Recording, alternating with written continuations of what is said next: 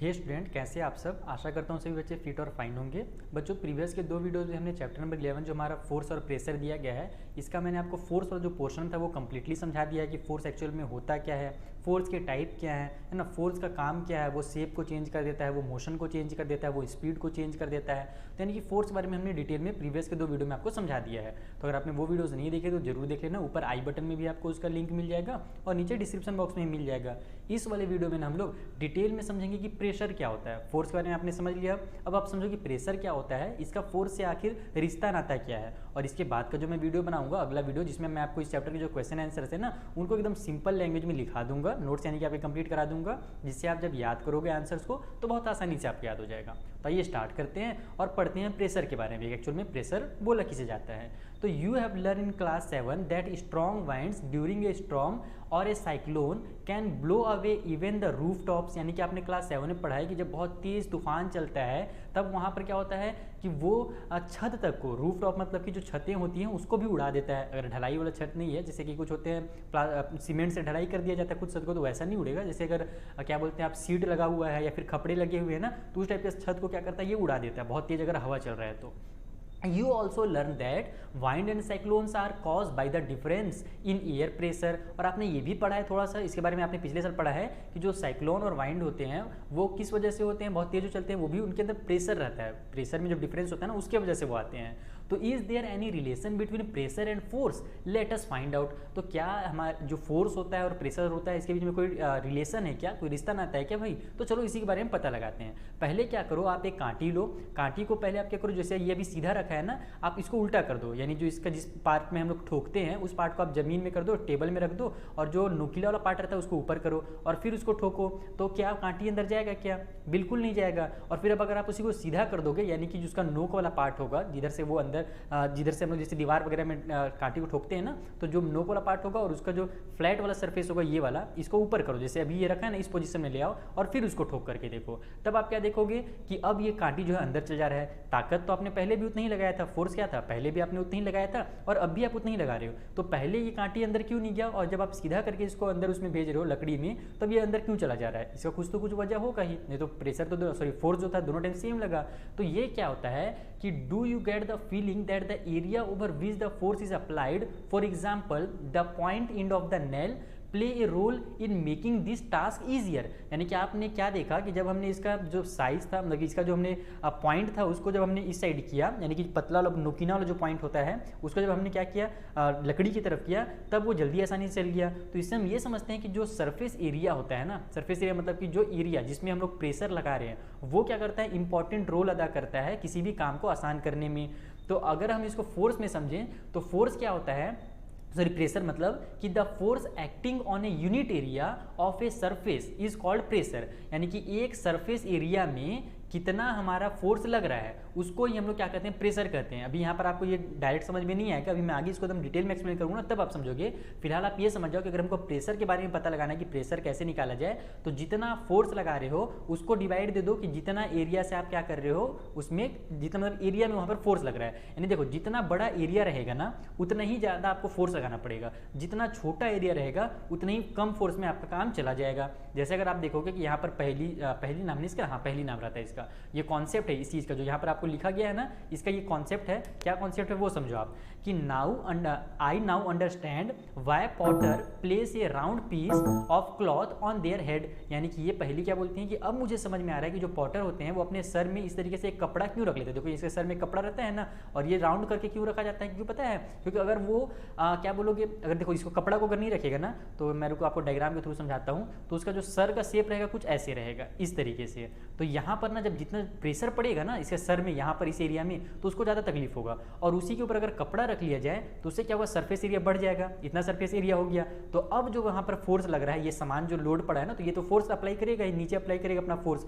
तो अब जो फोर्स लगेगा तो वो चौड़ा सरफेस एरिया में लगेगा। तो जितना चौड़ा हमारा सरफेस एरिया है, जितना बड़ा सरफेस एरिया है, उतना ही वहाँ पर कम फोर्स लगने वाला है। और जितना कम अगर हमारा सरफेस एरिया रहेगा उतना ही ज़्यादा क्या रहेगा, वहाँ पर फोर्स अप्लाई होगा। जैसे यहाँ पर देखो, ये हमारा कम सरफेस एरिया था, इसलिए हमने फोर्स लगाया तो हमारा क्या हो गया, कांटी अंदर चला गया। और इसी को उल्टा करके जब हम फोर्स लगा रहे थे सेम फोर्स था लेकिन कांटी अंदर नहीं जा रहा था। तो उससे यही समझ में आ रहा है कि जितना कम सरफेस एरिया रहेगा उतना ही ज़्यादा वहाँ पर फोर्स काम करेगा। ठीक है, तो ये यहीं पर कॉन्सेप्ट, इसको आप रीड करना तो कर लो, बाकी मैंने जो यहाँ पर लिखा है वो आपको एक्सप्लेन कर दिया है। आगे चलते हैं, जो इंपॉर्टेंट टॉपिक्स है उनको समझो, क्योंकि आगे चल करके बहुत सारे इंपॉर्टेंट टॉपिक आपको मिलेंगे। अब देखो, note that the area in the denominator in the above expression, यानी कि जो एरिया है यहाँ पर आप देखोगे, ये एक्सप्रेशन जो हमने पढ़ा इसमें एरिया क्या होता है, डिनोमिनेटर में होता है। इसका मतलब क्या है कि जस्ट जितना ज़्यादा, जितना यानी कि कम हमारा एरिया रहेगा उतना ही ज़्यादा क्या होगा, उसमें प्रेशर पड़ेगा उस सरफेस में। यानी कि सेम फोर्स है, फोर्स हम लोग बराबर लगा रहे हैं, जैसे 10 किलो का ताकत लगाए, इधर भी 10 किलो ताकत लगाए, लेकिन क्या हुआ कि इधर हमारा जो सरफेस एरिया था वो कम था और इधर सरफेस एरिया ज़्यादा था। तो कम सरफेस एरिया में प्रेशर ज़्यादा काम करेगा और ज़्यादा जितना चौड़ा सरफेस एरिया हो जाएगा उतना ही ताकत क्या हो जाएगा, कम होते जाएगा, फोर्स जो है कम होते जाएगा।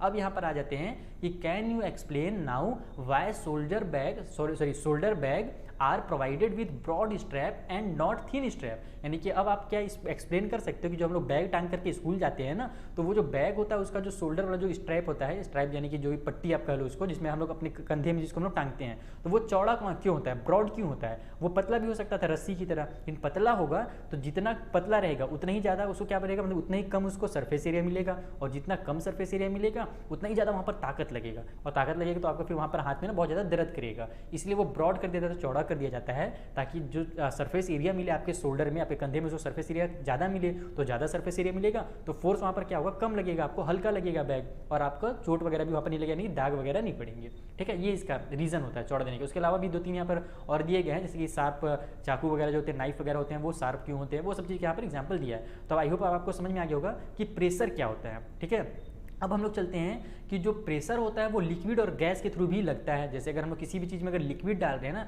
तो वहाँ भी प्रेशर लगेगा, और किसी चीज़ में अगर हम लोग किसी बर्तन में अगर गैस हम लोग पुट कर रहे हैं तो वहाँ भी क्या होता है, प्रेशर एक्सर्ट होता है, यानी निकलता है, प्रेशर बाहर की तरफ होता है। देखो जैसे कि यहाँ पर आपको एक एक्टिविटी 11.8 दिया हुआ है, डिटेल में रीड करने का तो टाइम नहीं है, फालतू में रीड करेंगे, इससे अच्छा मैं आपको इसको समझा देता हूँ। मैंने पहले इसको बहुत बार पढ़ा चुका है तो आपको सिंपल ये समझ में आ जाएगा। देखो क्या करना है, आपको एक ट्यूब ले लेना है। ठीक है, ट्यूब के नीचे में यहाँ पर आपको एक रबर बांध देना है, रबर या फिर आप बैलून भी ले सकते हो, जो भी ले लो कोई दिक्कत नहीं है। अब क्या करो, आप इसमें पानी डालो, तो देखना कि आप जब इतना पानी डाले हो तो बैलून थोड़ा सा इतना बस फूला हुआ रहेगा। फिर आप उसको पानी को जैसे बढ़ाते जाओगे ना तो नीचे बैलून भी क्या होता जाएगा, फूलता चला जाएगा। इससे हमको समझ में क्या आ रहा है कि जितना ज़्यादा हम पानी भर रहे हैं, यानी कि जो पानी होता है ना वो भी क्या करता है, एक तरह से अपने नीचे में सरफेस एरिया में नीचे साइड में वहाँ पर वो प्रेशर अप्लाई करता है। अगर हम जितना ज़्यादा पानी यहाँ पर भरते जाएंगे वही पानी क्या होता जाएगा, यहाँ पर नीचे उतना ही ज़्यादा प्रेशर अप्लाई करते जाएगा। तो इस यानी कि ये जो हमारा एक्टिविटी है इससे हमको ये समझ में आ रहा है कि जो वाटर होता है, जो लिक्विड होता है, वो भी क्या करता है, अपने अंदर से प्रेशर को बाहर रिलीज करता है। देखो यहाँ पर इसको मैंने ग्रीन कलर से कर भी दिया है कि जो प्रेशर होता है exerted by water at the bottom of container depends on the height of its column. यानी कि जितना हम लोग का हाइट रहेगा इसके कॉलम का, यानी कि जितना ऊंचाई के ऊपर से ये पानी जाएगा उतने ही नीचे में जो उसका सरफेस रहेगा ना कंटेनर का, चाहे वो देखो यहाँ पर जैसे ट्यूब लिया गया है, जैसे मान लो आप बर्तन ले लो कोई भी, तो कोई भी कंटेनर जिसमें आपने पानी को रखा है, तो जितना ज़्यादा आप उसमें पानी डालोगे, जितना पानी की हाइट रहेगी उतना ही क्या होता जाएगा, उतना ही ज़्यादा नीचे में प्रेशर बढ़ता चला जाएगा उसके बॉटम में। तो केवल नीचे ही प्रेशर नहीं बढ़ता है, ये ध्यान रखना, लेफ्ट राइट में भी प्रेशर बढ़ता है। उसके बारे में अब आप जो एक्टिविटी 11.9 है इसमें पढ़ोगे। यहाँ पर हम लोग क्या कर रहे हैं, एक प्लास्टिक का बॉटल ले रहे हैं, उसमें साइड से एक प्लास्टिक को आपको पुट कर देना है। इसको पुट करने का तरीका ये है कि प्लास्टिक का बॉटल जब खाली रहे, पानी नहीं भरा रहे, तो आप ये जो कांच है ना, ये जो जिसमें मैं पेंसिल रख रहा हूँ, यहाँ पर ये कांच है, इसको आप क्या करो, थोड़ा सा गर्म कर लो। गर्म करोगे ना तो वो पट से तुरंत क्या होगा, प्लास्टिक के अंदर घुस जाएगा। प्लास्टिक में उसको आप उसके डालने की कोशिश करोगे ना, तो चूंकि ये गर्म रहता है तो गर्म की वजह से प्लास्टिक वहाँ पर होल हो जाता है और ये कांच उसके अंदर फिट हो जाएगा। ध्यान ये रखना कि उसमें से पानी ना निकले, अगर पानी निकल रहा है तो उसमें आप कुछ ना कुछ चिपका दो ताकि वहाँ से पानी ना निकल पाए, एकदम पैक हो जाए। अब क्या करो कि ये जो कांच वाला पाइप लगाया आपने, इसमें एक बैलून को ऐसे बांध दो। तो आप क्या देखोगे, जब आप पानी डाल रहे हो तो अभी हमने पढ़ा कि नीचे में प्रेशर बनता ही बनता है, नीचे बैलून लगा हुआ तो प्रेशर बन रहा था ना। अब आप देखोगे कि जो राइट साइड में, यानी कि जो इसका वॉल है, आप क्या कहोगे, इसको वॉल कह सकते हैं, तो इसका जो दीवार है, इसका जो वॉल है, उस साइड भी इसका प्रेशर बन रहा है। इधर जो बैलून है ये फूलने लगा, बैलून फूल रहा है, इसका मतलब क्या हो रहा है कि वहाँ पर प्रेशर बन रहा है। एकदम सिंपल है, मैंने समझा, इसमें कंफ्यूजन होने की कोई भी जरूरत नहीं है। तो यहाँ पर क्या इससे हमको कंक्लूजन हम क्या निकाल सकते हैं साइंस के लैंग्वेज में, कि ये liquid exerts pressure on the wall of the container, यानी कि जिस भी कंटेनर में लिक्विड को हमने डाला है उसके वॉल में साइड में क्या करेगा, वो प्रेशर एक्सर्ट करेगा। सेम उसी तरीके से आप क्या करो, एक पानी का बोतल ले लो और सेम हाइट में वहाँ पर क्या करो, होल करो। जैसे यहाँ पर एक होल है, इधर होल है और इधर भी होल है। जब आप इसमें पानी डालोगे तब आप क्या देखोगे कि जो जितने भी होल थे ना उसमें से पानी एकदम सेम दूरी पर निकलेगा। जैसे मान लो यहाँ पर एक आपकी अगर उंगली से इसको आप मेजर करोगे, मान लो एक छोटी उंगली के बराबर ये दूरी में पानी फेंका रहा है, तो इधर जो सामने वाला छेद है इससे भी एक छोटी उंगली के बराबर ही फेंकाएगा, इधर भी एक छोटी उंगली के बराबर ही फेंकाएगा। यानी कि ये नहीं कि इधर से ज़्यादा पानी निकल रहा है, नहीं इधर से ज़्यादा दूर जा रहा है। बस ये ध्यान रखना कि होल का साइज क्या हो, सेम हो, और जो दूरी भी हो ना नीचे से और ऊपर से, वो भी क्या हो, एकदम बराबर में हो। ये नहीं कि एक तो होल ऊपर है एक तो नीचे है। तो इससे हमको क्या पता चलता है कि वो चारों साइड अपना इक्वल प्रेशर लगाता है। अगर कभी भी हम लोग किसी भी लिक्विड को किसी बोतल में अगर भरते हैं तो उसमें क्या होगा, जो भी कंटेनर है उसमें क्या करेगा, वो liquid exert equal pressure at the same depth. यानी कि जितनी गहराई पे आप होल करोगे, यानी कि ये नहीं कि यहाँ पर अगर वो ज़्यादा प्रेशर कर रहा है तो इधर कम प्रेशर करेगा, ऐसा बिल्कुल नहीं है। एक गहराई पर, निश्चित गहराई पर वो सभी तरफ क्या करेगा, बराबर प्रेशर एक्सर्ट करता है। तो ये हमने समझा कि जो लिक्विड है वो भी क्या करता है, प्रेशर अपने अंदर से निकालता है, प्रेशर एक्सर्ट करता है जिस भी कंटेनर में डाले हम लोग।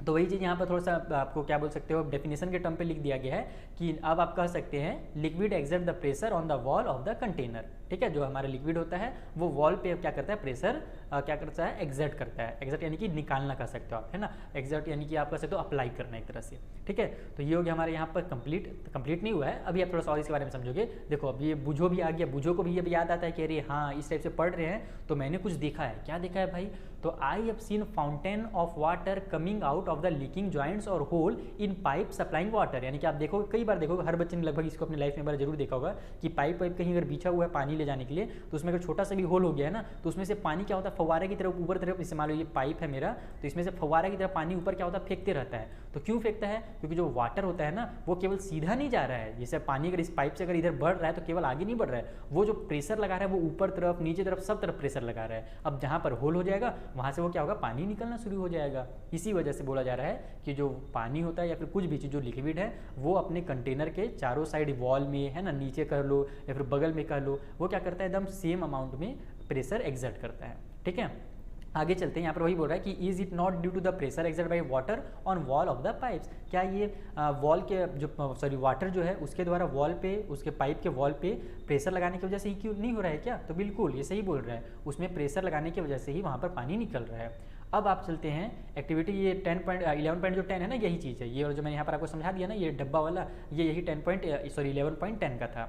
अब यहाँ पर कुछ मैंने टिक लगाया तो इंपॉर्टेंट ही होगा, चलो रीड कर लेते हैं कि when you inflate a balloon, जब आप एक बलून को फुलाते हो, why do you have to close its mouth, उसको आप अपने माउथ के एकदम क्लोज में क्यों रखते हो, दूर में रख करके क्यों नहीं फूंक मारते हो, वो फूलता क्यों नहीं है, इसका कुछ तो मतलब होगा, कुछ तो रीजन होगा।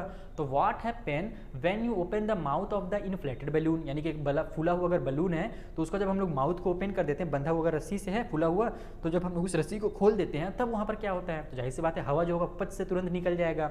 Suppose you have a balloon which has holes, यानी कि आप मान लो आपके पास एक बलून है जिसमें बहुत सारे होल्स हैं, या फिर एक भी होल है, मान लो ज़्यादा होल नहीं है तो एक भी होल है, तो would you be able to inflate it, क्या आप उसको फुला सकते हो क्या, इफ नॉट वाई, अगर नहीं फुला सकते तो क्यों नहीं फुला सकते, तो can we say that air exert pressure in all direction, यानी क्या हम इसमें भी कह सकते हैं कि जो एयर होता है वो भी प्रेशर एक्सर्ट करता है, तो बिल्कुल करता है। जैसे एक हमारा बलून है, गोल सा बलून बना देता हूँ, इसमें अगर कहीं पर होल हो गया, यहाँ पर मान लो ये छोटा सा होल बन जाए, यार अच्छा नहीं दिख रहा है, चलो कोई बात नहीं, तो जब आप इसमें हवा भरोगे ना तो आपको क्या करना पड़ेगा, मुंह को एकदम सटा कर करना पड़ेगा, क्योंकि हम जानते हैं कि अगर हम लोग हवा मारेंगे तो जो हमारा हवा रहेगा वो क्या हो जाएगा, अगर हम लोग दूर बलून से दूर में हवा करेंगे तो वो हवा बाहर ही निकल जाएगा, चारों साइड वो फैल जाएगा। तो हम लोग इसे सटा के भरे, और मान लो इसमें अगर होल हो गया है तो वो होल से भी प्रेशर, जो हवा रहेगा, एयर जो रहेगा वो क्या करेगा, अपना प्रेशर रिलीज करेगा और यहाँ से वो बाहर निकल जाएगा।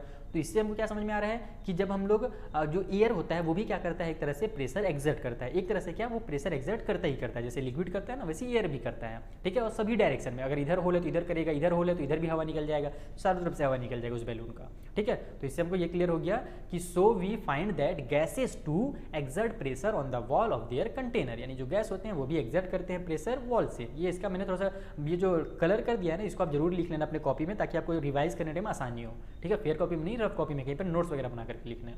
ठीक है, अब आते हैं हम लोग एटॉमिक प्रेशर में, सॉरी एटॉमिक बोल रहा हूँ, एटमॉस्फेरिक टेम्परेचर। एटमॉस्फेरिक टेम्परेचर मतलब जो हमारे आसपास का एटमॉस्फेयर है ना, उसको एटमॉस्फेरिक टेम्परेचर प्रेशर कहा जाता है। इसमें होता क्या है कि you know that there is a air all around us, this envelope of air is known as the atmosphere. यानी हमारे चारों साइड क्या है, एयर है, ये तो सभी को पता है। अगर एयर नहीं रहेगा तो हम लोग क्या हो जाएंगे, राम नाम सत्य हो जाएगा हमारा। तो एटमॉस्फेयर जो हमारे चारों साइड एयर है उसको हम लोग एटमॉस्फेयर कहते हैं। तो अभी हमने क्या पढ़ा कि जो एयर होता है वो क्या करता है, प्रेशर रिलीज करता है, जो भी एयर है वो प्रेशर रिलीज करता है। तो अब हमारे चारों साइड भी तो एयर है, तो वो प्रेशर तो करता होगा, हमारे शरीर के ऊपर भी वो प्रेशर डालता होगा। तो हमारे शरीर को महसूस क्यों नहीं होता, ये अभी आपको आगे चल कर समझ में आएगा। और ये जो एटमॉस्फेरिक प्रेशर है ना, बहुत ही इंटरेस्टिंग चैप्टर है यहाँ पर का। इस वाले जो चैप्टर है इसका बहुत इंटरेस्टिंग पार्ट है, इसमें आपको बहुत मजा आएगा। मजा क्यों आएगा, क्योंकि इसमें आपका जो डेली लाइफ है ना उससे रिलेटेड आपको यहाँ पर एग्जाम्पल्स दिए गए हैं। देखो, the atmospheric air extend up to many kilometre above the surface of the earth. यानी जो एटमॉस्फेरिक एयर है हमारे आसपास वो हमारा जो अर्थ है उससे बहुत ऊंचाई तक फैला हुआ है ना, बहुत ऊंचाई तक हमारा जो एयर है वो गया है। उसके ऊपर जाओगे ना जब स्पेस में तो वहाँ पर एयर आपको नहीं मिलेगा। तो the pressure exerted by this air is known as the atmospheric pressure. यानी कि यही जो एयर है वो जब प्रेशर लगाता है ना तो उसको हम लोग एटमॉस्फेरिक प्रेशर बोलते हैं। अब देखो कि if we imagine a unit area and a very long cylinder standing on it filled with air, then the force of gravity on the air in this cylinder is the atmospheric pressure। अभी थोड़ा सा आपको समझ में नहीं आएगा, मैं आपको समझाता हूँ कि मान लो आप इमेजिन करो। अब देखो हमारे आसपास तो एयर है ही, तो अगर बैलून वाला तो हमने यहाँ पर समझ लिया था कि बैलून में भी ये हवा भर रहे हैं तो वहाँ पर जो प्रेशर वो रिलीज हो रहा है। लेकिन एटमॉस्फेरिक प्रेशर को हम लोग कैसे समझे, तो मान लो कि ये जमीन है, ठीक है, इसमें एक यूनिट एरिया, इसको यूनिट एरिया को आप ले लो कि मान लो 1 सेंटीमीटर का स्क्वायर है, ठीक है, यानी 1 मीटर स्क्वायर जो भी आप लेना ले लो, यूनिट एरिया मतलब कुछ भी, एक यूनिट एरिया हमारा है। तो इसमें जो ऊंचाई पर जितना हाइट में आप बढ़ते चले जाओगे और इसमें जितना वो प्रेशर जो ग्रेविटी जो है ना फोर्स वो जितना यहाँ पर पुल करेगा इस सिलेंडर में, या इस सिलेंडर बस हम लोग इमेजिन कर रहे हैं, कुछ है नहीं ना, बस हम लोग अपने आसपास ही जो क्या कर रहे हैं इमेजिन कर रहे हैं। तो यहाँ पर जो इसके बीच में एक्चुअल में जितना एयर रहेगा ना, और वो एयर को जितना हमारा ग्रेविटेशनल जो फोर्स है, जिसके बारे में मैंने पिछले वाले वीडियो में बताया था आपको कि ग्रेविटेशनल जो फोर्स होता है वो जमीन की तरफ खींचता है किसी भी चीज़ को। तो इस एयर को जैसे जितने स्पीड से वो खींचेगा उतना ही वहाँ पर का क्या कहलाएगा, वहाँ पर एटमॉस्फेरिक प्रेशर कहलाएगा। हो सकता है ये भी आपको थोड़ा सा समझ में नहीं आया होगा। अभी मैं आपको ये वाला यहाँ पर इसका एग्जांपल देता हूँ रबर बैंड का, तब आपको और चीज़ क्लियर समझ में आएगा। ये रबर बैंड नहीं है एक्चुअल में, ये क्या हमारा रबर सकर है। रबर सकर आप कहाँ पर देखोगे पता है, ये आप बचपन में खिलौना खेलते होगे, तीर वगैरह वाला, गन वगैरह वाला जो दीवार में चिपक जाता है, वहाँ पर आप इसको रबर सकर को देखोगे। उसके अलावा अगर घर में आपके क्या बोलते हैं मिक्सर है ना, मिक्सर, तो मिक्सर में भी देखना नीचे में जो उसका पैर रहता है मिक्सर का पैर, तो उसको जब आप रखोगे ना कहीं किचन वगैरह में तो वो चिपक जाता है, क्योंकि वहाँ पर ये रबर सकर होता है। चिपकता है इसीलिए उसमें इसलिए इसको लगाया जाता है ताकि वो हिले नहीं, जब उसमें मसाला वगैरह पीसे तो वो हिले नहीं। तो ये रबर सकर मतलब यहाँ पर आपको मिलेगा, अगर आपने कहीं नहीं देखा तो मैं आपको बता दे रहा हूँ। चलो, तो अब इसका हमको क्या दिया हुआ है, इसमें एक्टिविटी क्या दिया हुआ है आपको, इसमें आपको पता ये लगाना है कि जब आप रबर सकर को किसी भी पाइप में जब चिपकाओगे, पाइप में भी मान लो कोई भी सर्फेस है, जैसे मान लो ये जमीन है, ये जो व्हाइट व्हाइट दिख रहा है ये जमीन है, यहाँ पर इस लड़के ने क्या किया, रबर सकर को यहाँ पर इसको चिपकाया। तो इससे होता क्या है, ये चिपकता क्यों है वो समझो आप। जो इसके अंदर का एयर रहता है ना वो पूरा बाहर निकल जाता है। कोई भी चीज़ जब चिपक रहा है ना, इसका मतलब आप ये समझ जाओ कि वो चिपकने का मेन वजह ये है कि उसके अंदर का एयर बाहर निकल गया। मेन इसका काम यही रहता है कि इसके अंदर का पूरा एयर बाहर निकल जाता है, और ऊपर से जो यहाँ पर एटमॉस्फेयर वाला ये वाला जो हमारा प्रेशर है ना, जो बाहर का एयर है, इसके बाहर भी तो एयर होगा ही, हम लोग चारों साइड एयर रहता है। तो इसके अंदर से जब एयर निकल गया, देखो ये जो इलाका है गोल गोल वाला, यहाँ से एयर निकल गया तो ऊपर से इसके अंदर क्या होता है, प्रेशर रिलीज होता है। जो हमारा एटमॉस्फेयर वाला प्रेशर है ना वो यहाँ पर रिलीज होता है, इसके ऊपर दबाता है इसको, इसलिए यह करके हो जाता है, ये आपस में चिपक जाता है किसी भी सरफेस से। अब अगर आपको इसको निकालना है तब क्या करना पड़ेगा, इतना ताकत लगाना पड़ेगा ताकि आपका जो प्रेशर है, ये एटमॉस्फेयर वाला प्रेशर, उससे ज़्यादा आपको ताकत लगाना पड़ेगा, तब जाकर के ये बाहर निकलेगा। अब देखो यहाँ पर क्या बोला जा रहा है, वही चीज़ है जो मैं आपको समझा रहा हूँ, वही चीज़ यहाँ पर लिखा गया है कि when you press the sucker most of the air between its cup and the surface escape out. यानी कि जब आप इसको दबाते हो रबर को इसमें, तो जो सरफेस होता है और इस रबर के बीच का जो इलाका है वहाँ से जितना एयर, लगभग एयर, पूरा एयर नहीं निकल सकता है, बल्कि कुछ ना कुछ एयर वहाँ पर जरूर बचता है, ये ध्यान रखना। तो लगभग जो एयर रहता है वो वहाँ से क्या होता है, निकल जाता है। The sucker stick to the surface because the pressure atmosphere acts on it. यानी कि वो चिपकता है इसलिए ताकि क्योंकि उसके ऊपर से वहाँ पर एटमॉस्फेरिक प्रेशर लगता है, इसीलिए वहाँ पर वो क्या होता है, चिपक जाता है। तो to pull the sucker off the surface the applied force should be larger enough to overcome the atmospheric pressure. यानी कि अगर आपको इस सकर को निकालना है यहाँ से, इस रबड़ वाले को, तब आपको क्या करना पड़ेगा, इतना प्रेशर, इतना ताकत लगाना पड़ेगा, फोर्स इतना ज़्यादा लगाना पड़ेगा ताकि हमारा जो फोर्स हो वो वहाँ पर का जो प्रेशर है, ठीक है, एटमॉस्फेयर का जो प्रेशर है उससे ज़्यादा होना चाहिए, तभी ये क्या होगा, यहाँ से निकलेगा। ठीक। और अगर आप इसको फैक्ट देखोगे, अगर इसको एक्चुअल में आप समझना चाहते हो तो इस तरीके समझो कि in fact it would not be possible for any human being to pull the sucker off the surface, है ना, off the surface if there were no air at the between the sucker and the surface. Does it give you an idea how large the atmospheric pressure is. यानी कि किसी भी इंसान के लिए ये पॉसिबल नहीं है कि अगर उसके बीच से, यहाँ पर जैसे हमने शक्कर को चिपकाया यहाँ पर ना, तो इसके बीच में कुछ ना कुछ एयर बच ही जाता है। अगर एयर नहीं बचा, ठीक है, तो आप उसको निकाल करके थक जाओगे, खींच करके, वो निकलेगा ही नहीं।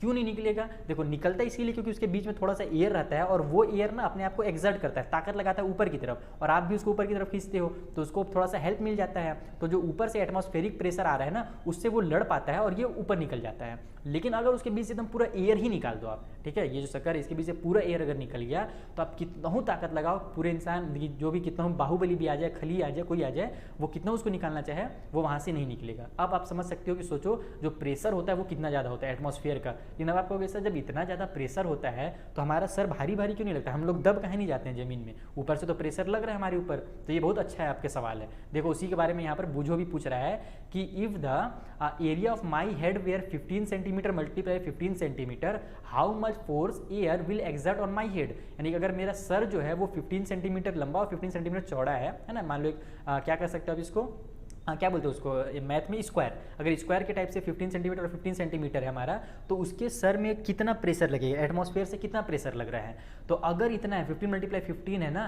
तो 225 kg वहाँ पर प्रेशर लग रहा है। आप सोचो कि आपके सर के ऊपर कितना ज़्यादा प्रेशर है। अब बोलोगे सर 225 kg, आप क्या बोल रहे हैं, ये कुछ सही बात है क्या? 225 kg हमारे सर में लगता है क्या?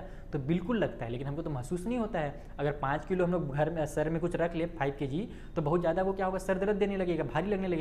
लेकिन जो एटमॉस्फेयर वाला प्रेशर है वो क्या कर रहा है, 225 kg लग रहा है। देखो यहाँ पर जो इसके सर के ऊपर प्रेशर लग रहा है ना, ये 225 kg लग रहा है, जिसको हम लोग अगर न्यूटन में निकालना चाहें तो 2250 न्यूटन कहलाएगा। वही केजी को न्यूटन में कन्वर्ट किया गया है। लेकिन हम लोग दबते नहीं है। अब उतना प्रेशर लग रहा है 225 kg, मतलब समझ रहे हो, अगर असली में आपके ऊपर मैं बाट रख दूँ ना 225 kg का, तो आप जमीन में घुस जाओगे। घुसोगे तो नहीं, लेकिन आपका सर फूट जाएगा। लेकिन हम लोग के इतना प्रेशर लगने के बाद भी हम लोग दब क्यों नहीं रहे? इसके पीछे रीजन क्या है? तो इसके पीछे देखो रीजन क्या है कि gravity is that the pressure inside our bodies is also equal to the atmospheric pressure and balance the pressure from outside. यानी कि जो हमारे अंदर, बॉडी के अंदर का जो प्रेशर है ना, वो बाहर के प्रेशर के बराबर है। जितना ऊपर प्रेशर हमारा लग रहा है, उतना ही हमारे अंदर से भी बाहर की तरफ प्रेशर जाता है। तो ऊपर से अगर 225 आ रहा है तो नीचे से भी जा रहा है। इसका मतलब क्या हो जाएगा, ये न्यूट्रल हो जाएगा, यानी कि आपको पता ही नहीं चलेगा, ऊपर नीचे से बराबर। ये थोड़ा सा अजीब सुनने में आपको लग रहा है, लेकिन ये एक्चुअल में है ऐसा। 225 kg अगर आपका ये साइज का सर है, अगर इसे बड़ा है तो और ज़्यादा आपको प्रेशर झेलना पड़ रहा है। लेकिन वही है कि आपका बॉडी के अंदर का प्रेशर और बाहर का प्रेशर मिल करके दोनों आपस में इक्वल हो जाते हैं। ठीक है, तो ये होता है एक्चुअल में प्रेशर। आई होप आपको प्रेशर पढ़ने में बहुत मजा आया होगा। अब एक और हम लास्ट में डू यू नो एक साइंटिस्ट के बारे में थोड़ा सा जान लेते हैं, इससे आपको ये चैप्टर बहुत ज़्यादा इंटरेस्टिंग लगने लगेगा।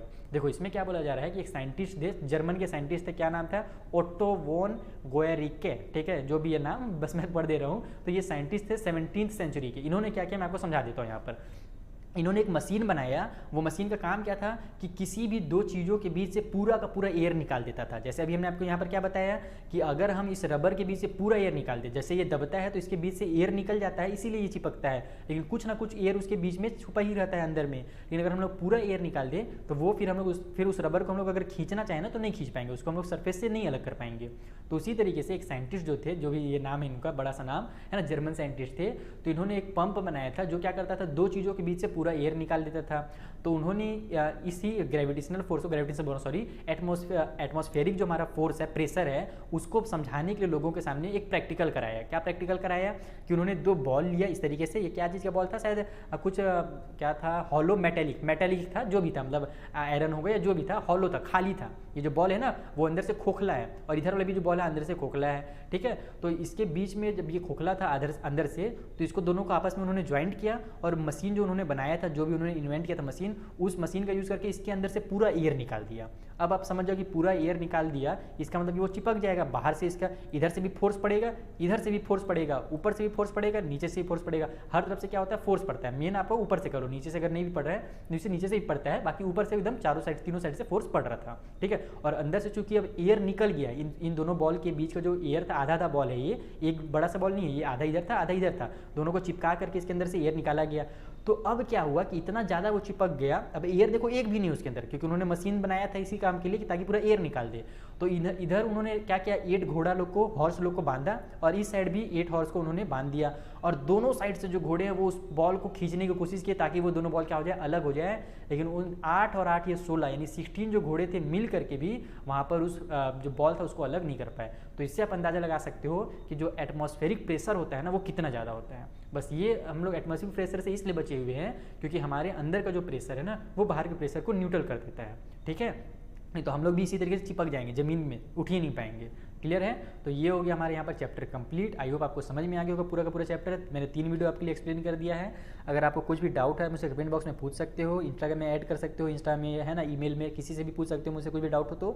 बाकी हाँ, अगली बार के लिए आप ये जो कीवर्ड्स हैं इनको अच्छे से याद कर लिए रहना। याद मतलब कि जब आप रिवीजन करने आओगे ना तो पूरा चैप्टर मत रीड करना, ये कीवर्ड्स और what you have learn, main जो है ना व्हाट यू हैव लर्न, इसको थोड़ा सा एक बार रीड कर लेना। इससे फ़ायदा ये होता है कि आपका रिवाइज हो जाता है पूरा का पूरा चैप्टर। आप जब कंप्लीट रीड कर लेते हो उसके बाद एक बार अगर इसको रीड कर लोगे ना तो आपका चैप्टर आपके दिमाग में छप जाएगा। तो इसको आप जरूर रीड कर लेना। अब मिलेंगे हम लोग नेक्स्ट वीडियो में, जहाँ पर जो हमारे क्वेश्चन एंड आंसर्स हैं उनको मैं एकदम सिंपल लैंग्वेज में आपको लिखा दूंगा, याद करने में बहुत आसानी होगी, ठीक है। उसका लिंक आपको नीचे डिस्क्रिप्शन में भी मिल जाएगा, ऊपर आई बटन में भी मिल जाएगा, और आपके सामने अब 2 विंडो ओपन हो गया होगा। लेफ्ट वाले वीडियो में क्या बोलते हैं, विंडो में क्लिक करोगे तो नेक्स्ट वीडियो में पहुंचोगे, राइट विंडो में क्लिक करोगे तो इस चैप्टर के सारे वीडियोस आपको एक ही जगह पर मिल जाएंगे। तो मिलते हैं, थैंक यू फॉर वॉचिंग।